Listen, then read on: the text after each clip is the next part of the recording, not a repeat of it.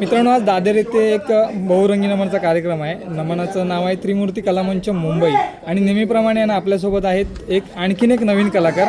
जाणून घेऊया त्यांचा जीवन प्रवास. दादा, तुमच्याबद्दल आम्हाला सांगा. नमस्कार, मी रोशन वीर. आपला कळजुंडी ग्रामस्थ नमन मंडळ यामधून मी हा प्रवास म्हणजे कलेचा प्रवास चालू झाला माझा. जवळजवळ मुंबई रंगमंचावरती मी 2014पासून काम करतो आहे आपल्या कळजुंडी ग्रामस्थ नमन मंडळ या माध्यमातून. तर असं एक करत असताना एक अभिषेक खापरे निर्मित नमन त्यांची एक ओळख झाली आमची.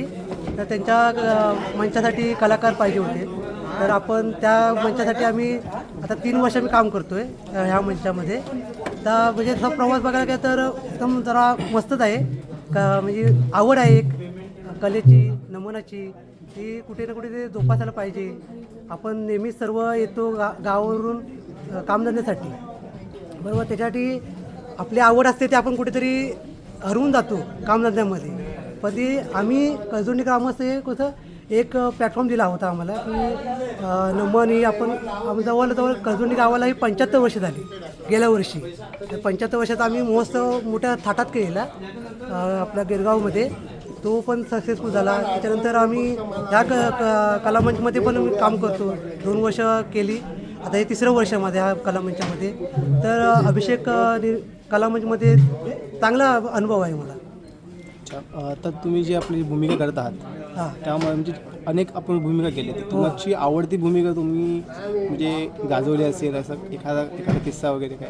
आता आवडती भूमिका म्हणजे कळजुंडी ग्रामस्थ मंडळामध्ये मी गवळणीची भूमिका करतो. आणि भूमिका अशी की मला ती आवडते करायला. असं नाही की मला लाज वाटते साडी नेसायला वगैरे, असं काय भाग नाही. मला आवडते आणि मी 2014पासून मी तीच भूमिका करतो गवळणीची कळजुंडी ग्रामस्थामध्ये. कळजुंडी ग्रामस्थ नमन मंडळ मुंबई असं आमचं मंडळाचं नाव आहे. त्या मंडळामध्ये सातत्याने म्हणजे 2014पासून मी लेडीजच पात्र करत आलो. आणि तिथून बाहेर नंतर भरपूर ठिकाणी काम केलं. नाटकामध्ये पण केलं. आपला एक आहे सूरज हातरकर म्हणून, त्याच्या नाटकामध्ये पण मी काम केलं. त्याच्यानंतर अभिषेक खापरेमध्ये अलग अलग भूमिका करत आलो. म्हणजे पेंड्याची असो किंवा वगनाट्यामध्ये असो, अशी कुठली ना कुठलीतरी भूमिका करत आलो आहे. आताही जरा नवीन पद्धतीने कार्यक्रम आहे, त्या पद्धतीमध्ये मी नवीन भूमिका करणार आहे. अशी आवड आहे म्हणून आपल्याला करायला भेटते. बघा दादा, तुम्ही गावचे कलाकार आहेत. हो. एक वेळ अशी येते की आपल्याला गाव सोडावं लागतं, मनाविरुद्ध गाव सोडावं लागतं. त्याच्यानंतर पण ही कला जोपासलात. हो. त्याबद्दल काय सांगाल? कशी जोपासलात? म्हणजे कसं बघा, आपण गाव सोडतो काय याच्यासाठी नाही सोडत. आपण कुठल्या कामधंद्यासाठी वगैरे याच्यासाठी आपण गाव सोडून मुंबईसाठी येतो पोट भरण्यासाठी. तर पोट भरून आपल्या ते पण कामधंदा सांभाळून आपल्याला ही कला जोपासायची असेल तर थोडा वेळ द्यावा लागतो. अशी तर होत नाही. म्हणजे तुम्ही बोलाल की कामधंदाच बघायला पाहिजे, असाचा भाग नाही. कामधंदा करून पण आपल्याला कला जोपासता येते. पण आपल्यावरती असतं ते. आपल्या जर मनामध्ये असेल कलेची भावना असेल तर ती करू शकतो आपण, असं माझं तर मत आहे. आता तुम्ही कलाकार आहेत, बघा तुम्ही काम पण करताय मुंबईमध्ये आणि आता नमन पण करताय, त्याबद्दल काय सांगाल? आता काम करणं म्हणजे आता प्रत्येकाचे साहजिकच आहे. कारण का आपल्याला पोटासाठी आपल्याला काहीतरी कामधंदा करावाच लागतो.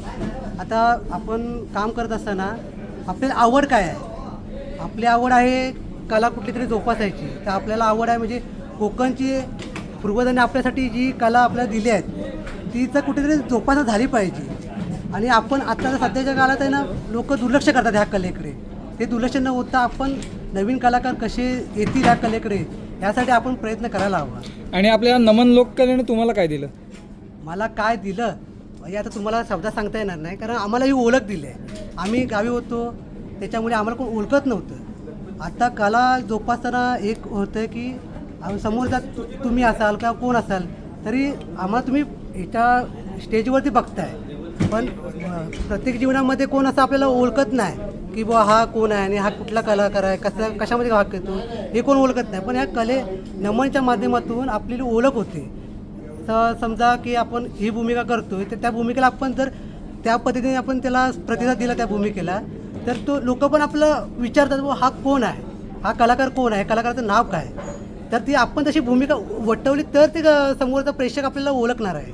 तसं आपण कलेला ह्या कलेला आपण साथ दिला पाहिजे, तर आपल्या कलाकाराला कोणतरी ओळखेल बाहेर. जसं आता आपण म्हणालात की गवळणीची भूमिका तुम्ही साकारताय, हो की पुरुष असून म्हणजे पारंपरिक पद्धतीने करताय. हो आता जी मुलं आहेत काही जी आहेत ती म्हणजे साड्या नेसायला किंवा काही काम करायला पण आवडत नाही किंवा इग्नोर करतात, त्यामुळे थोडेफार लेडीजसुद्धा येतात आपल्याकडे, बरोबर? हो. तर त्याबद्दल आपण तरुण मुलांसाठी तुम्ही काय संदेश द्याल? बघा, तुमचा क्वेश्चन चांगला आहे.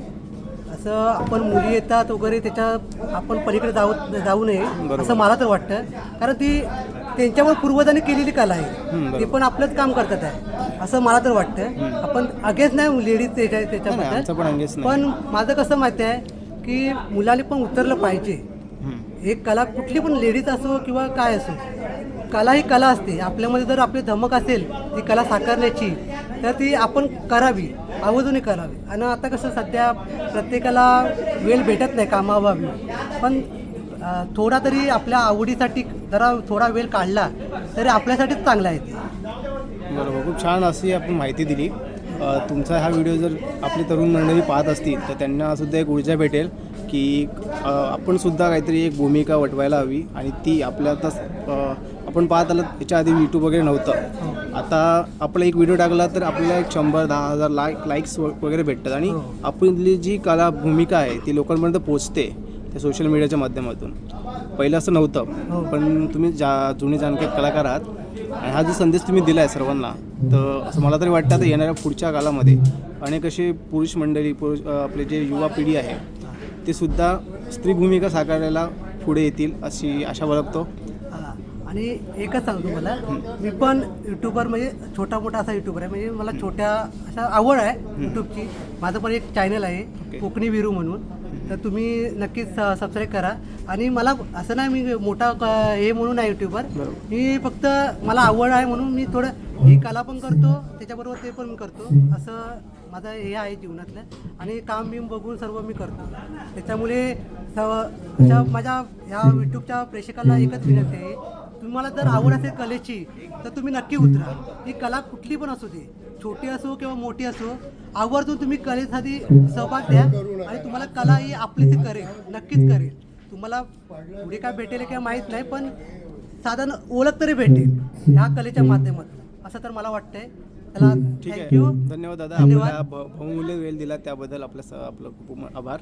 तुमचे पण धन्यवाद. धन्यवाद.